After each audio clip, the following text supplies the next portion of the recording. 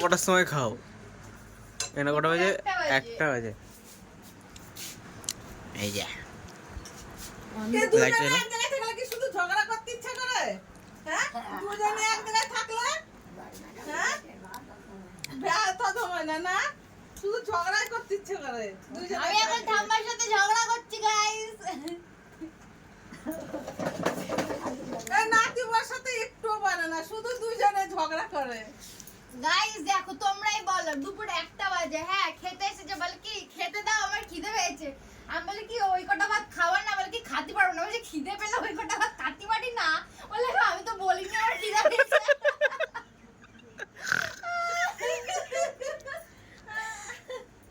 ওরে কপাল রে।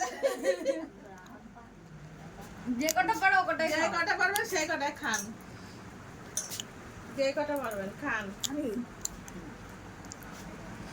আল্লাহ এই যে ছেড়ে দাও। ছোট